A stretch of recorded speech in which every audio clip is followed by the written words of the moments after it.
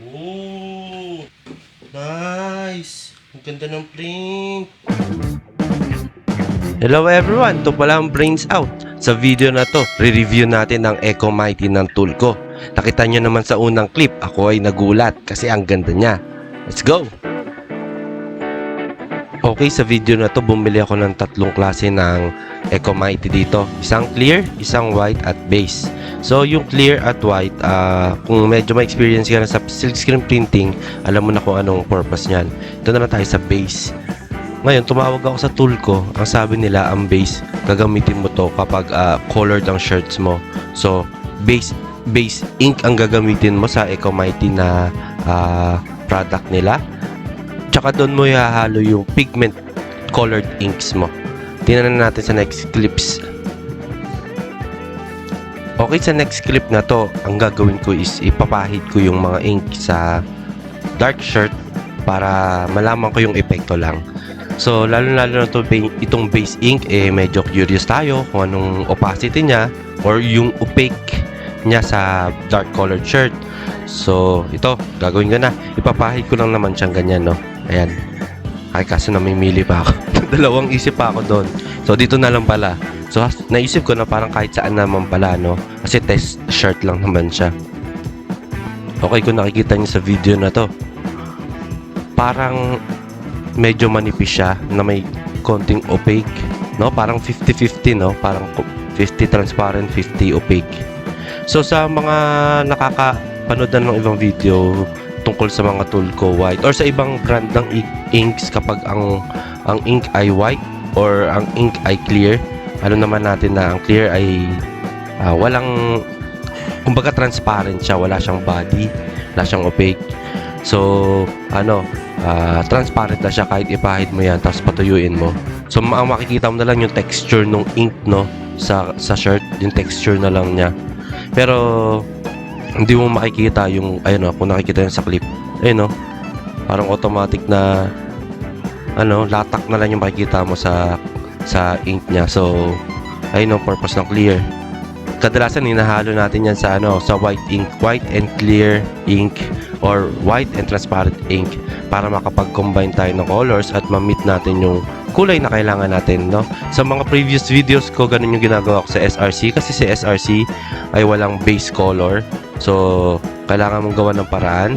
Ang laging formula for white and clear na combination is 70% clear, 30% na white ink.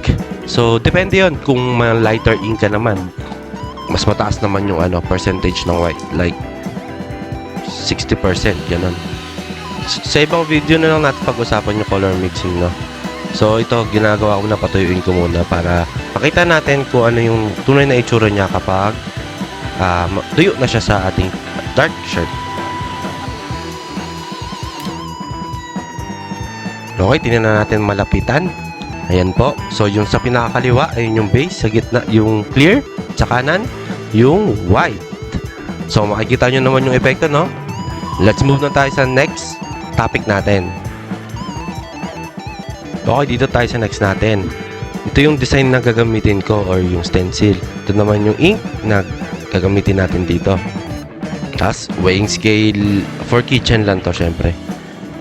Yan, kasi grams ang titimbangin natin. So, ready na natin yung lagayan ng paghahaluan. So, sa una natin, clear plus white ang gagawin natin. So, ang formula ko ay 70% clear, 30% white para dito sa red na kulay.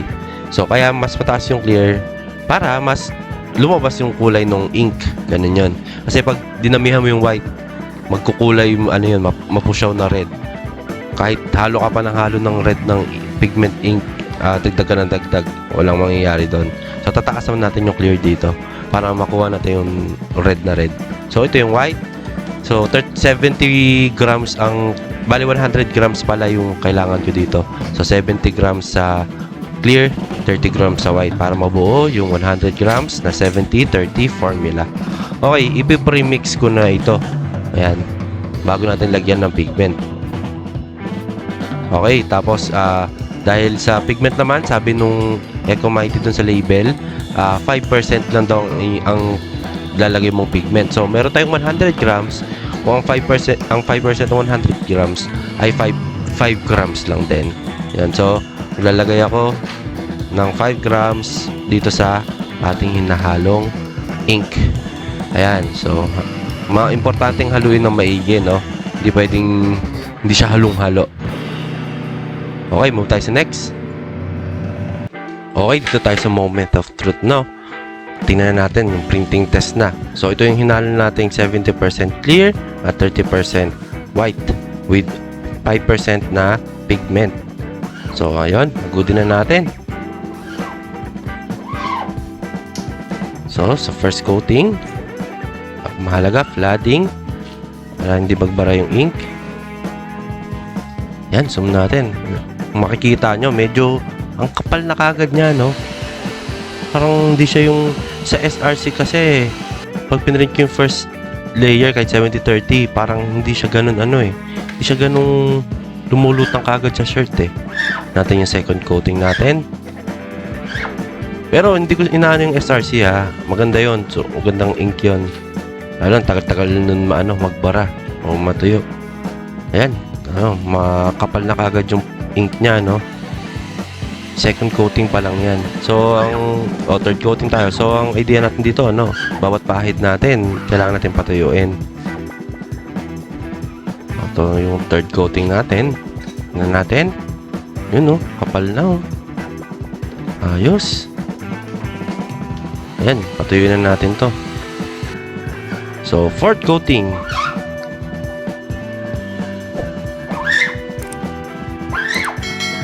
Make sure lang natin yung pahid natin, flooding para hindi magbara. Kasi ang bilis niya matuyo. Yung blower ko, saglit lang, tuyo na kagad. So, malamang sa screen, matutuyo siya ng mabilis. Ito, kinakapa ko na. Pakinggan natin yung sasabihin ko dito. 4 coats pa lang. Goods na. Dati sa SRC series, nakaabot ako ng mga 6 coatings sa red na halo. Pero itong sa Eco Mighty, 4 coatings pa lang. Makapal na kagad yung print. Mighty nga.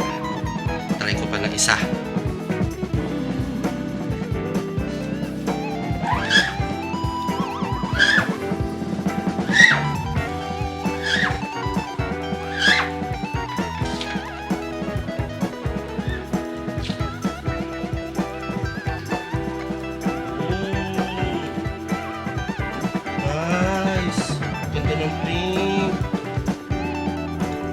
Okay, tignan na natin ng malapitan to. Kung ano na nagsasabi nitong lalaking to. Ayan. Closer look sa ating pinrint. 5 coatings. Ang solid niya. Ayan, Kung makikita nyo, yung kapal niya, ang ganda. Yung texture niya, ang ganda. Ayan. So, mighty nga talaga. Ito nga sinasabi ng tool ko. Kaya tinawag tong Eco Mighty. I-blower na natin to para tingnan natin na yung tuyo niya. Okay, ito na yung final natin, 5 coatings. Tapos, na-blower na natin to pang 5th coating. So, si Eco Mighty na ink ng tool ko, makapal po yung print niya. Ang ganda ng texture. So, mangyari, papabilis yung printing mo, lalo na yung mga ink na medyo lighter. So, may white na halo pa yon. So, mas mabilis yung printing mo. So, ang problema nito, mabilis siya matuyo. Ngayon, sa screen mo, kailangan mabilis ka magtrabaho. Pero, ang kinagandahan, mapapabilis ang trabaho mo dahil makapal nga yung printing ng ink niya. Pero, lagyan nyo na lang ng konting bilis ang katawan. Okay, move tayo sa next. Ito na yung next test print natin. So, galawin ko lang yung t-shirt, Ayan, so re-ready ko na ulit yung mixing. So, sa pagkakataong ito, base Eco Mighty lang yung gagamitin natin, Yung base lang na variation niya. So, dahil 100 grams kanina, ang dami ko nagawa. 50 grams na lang ngayon. So, 5% ng 50 grams is 2.5 grams. So, yan. Halo-haluin lang hanggang matagal syempre. Para sure ball yung halo mo. Ito, pino-forward ko lang, Okay, ready to print na tayo. Handa na natin yung ink at saka yung screen natin. Okay. Ready na? First coating. Excited na ba tayo? Tingnan na natin kung anong itsura. Base lang to ng Eco White. Wala na tong halong iba. Base and pigment lang. So, ito sa unang print. Yan. Medyo ano pa siya, no? Medyo may pagka-transparent. Ano, no? O, second coating. Tingnan natin. Tsan-tararan! Second coating. Yun, medyo kumapal-kapal na konti pero hindi pa yun yung gusto nating itsura, no? Tingnan natin sa third coating. Okay, syempre, papatuyuin natin bawat print, no? Third coating na to.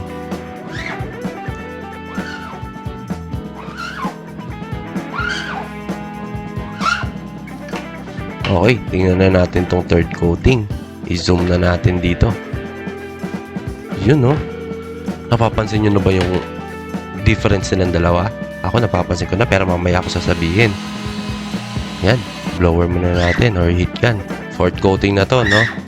Kanina, dun sa unang print natin, fourth coating. Gulat ako, maganda na talaga. Paano pag sa base naman ng Eco White?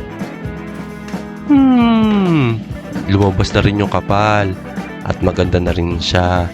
So, sa personal talagang ganda pero sa camera ko di ba ganun. To fifth coating para quit sila nung isa or equal lang sila na tag 5 coats lang sila.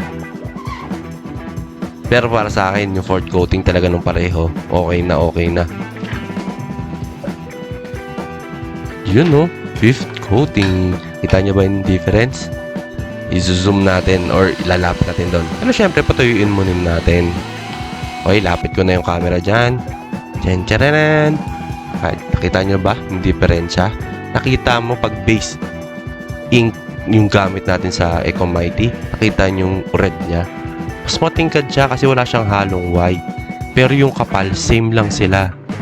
Nakikita mo yung benefit. So, kung ikaw, gusto mo talagang yung kulay is lalabas talaga sa dark shirt mo, gumamit ka na lang ng base ng Eco Mighty. Kung Eco Mighty ink naman ang gagamitin mo, ha. Siyempre, sa SRC, RC series, walang base.